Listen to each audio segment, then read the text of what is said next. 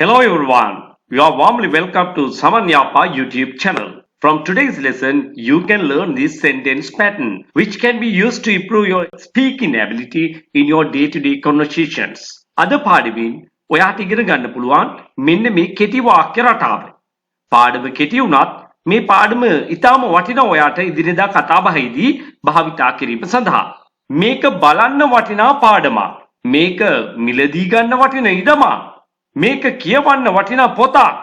මේක ඉගෙන ගන්න වටින රටාවක්.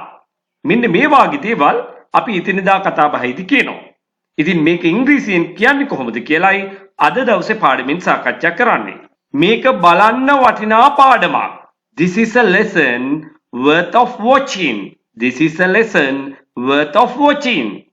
අපි එතනදී පාවිච්චි කරන්නේ worth වටිනවා of නිපාත පදයෙන් පසුව අදාළ ක්‍රියාවට ing එකතු කිරීම කළ යුතුයි. මේක මෙතනදී භාවිතා කරන්නේ gerund දෙකක් ලෙස. worth of watching නරඹන්න වටිනා. මේක නරඹන්න වටිනා පාඩමක්. අපි කතාවේදී කියන්නේ මේක බලන්න වටිනා පාඩමක්. This is a lesson worth of watching. මේක මිලදී ගන්න වටිනා ඉඩමක්. This is a land worth of buying. This is a land worth of buying. මේක කියවන්න වටිනා පොතක්.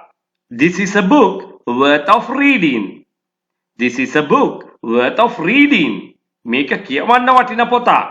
This is a book worth of reading. මේක වවන්න වටිනා පැලයක්. This is a plant worth of growing. This is a plant worth of growing. This is a plant worth of growing. මේක ජීවත් වෙන්න වටිනා තැනක්. මේක ජීවත් වෙන්න වටිනා තැනක්. This is a place worth of living. This is a place worth of living. මේක ඉගෙන ගන්න වටිනා රටාවක්.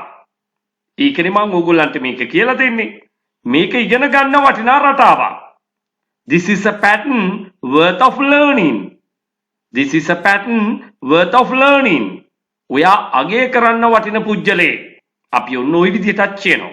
අගය කරනවට අපි කියනවා admire. වර්ණනා කරනවට කියනවා praise. තවත් අගය කරනවට කියන වචනයක් තමයි appreciate කියලා කියන්නේ.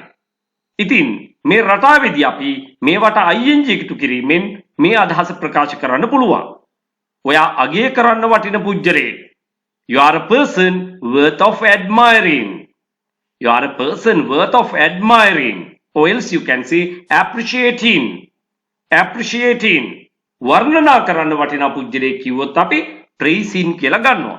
සාමාන්‍ය මේ වචන තුනම අගය කරනවා වර්ණනා කරනවා ඔය වගේ අදහස් සඳහා භාවිතා කරනවා. ඔයා අගය කරන්න වටින පුජ්‍යලේ. You are a person worth of admiring. ඔහු ගරු කරන්න වටින පුජ්‍යලේ. He is a person worth of respecting. He is a person worth of respecting. Respect ගරු කරනවා. ඉතින් මෙන්න මේ විදිහට ඔයාගෙම කියලා වාක්‍ය නිර්මාණය කරගනිමින් ඔයාගේ කතාව ලස්සන කරගන්න ඔයාට පුළුවන්. එහෙමනම් නැවතත් මෙවන් පාඩමකින් හමු වුණතුරු ඔබ සැමට ආයුබෝවන්. පාසල් යන දරුවන්ට උසස් අධ්‍යාපන කටයුතු වල නිරත වෙලා ඉන්න අයට, රැකියාවල නිරත අයට, ඒ වගේම රැකියාව බලාපොරොත්තු වෙමින් සිටින අයට. එහෙමත් නැත්නම් විභාග ප්‍රතිඵල බලාපොරොත්තු වෙමින් සිටින කෙනෙක් වෙන්න පුළුවන්.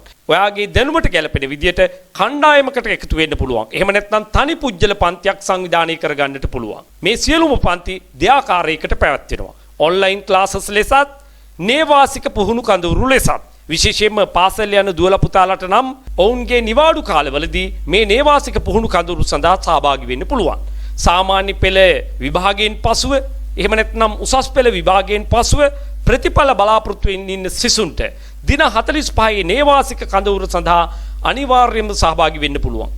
ඒ වගේම වැඩිහිටියෙක් වෙන්න පුළුවන්, රැකියාවක් බලාපොරොත්තු වෙමින් ඉන්න කෙනෙක් වෙන්න පුළුවන්. මෙකී නොකී ඕනෑම කෙනෙකුට ඉංග්‍රීසි භාෂාව ව්‍යාකරණානුකූලව ඉගෙන ගන්න ගම චතුර ලෙස ඉංග්‍රීසි කතා කිරීමට අවශ්‍ය නම් ඔවුන්ට නේවාසික කඳවුරු සඳහා සහභාගී වෙන්නට පුළුවන්. ඔබ මේ සම්බන්ධව උනන්දුවක් දක්වන්නේ නම් ඔබගේ අවශ්‍යතාවය පැහැදිලි කරමින් 071 011 22 62ට දැන්ම WhatsApp voice message එකක් යොමු කරන්න.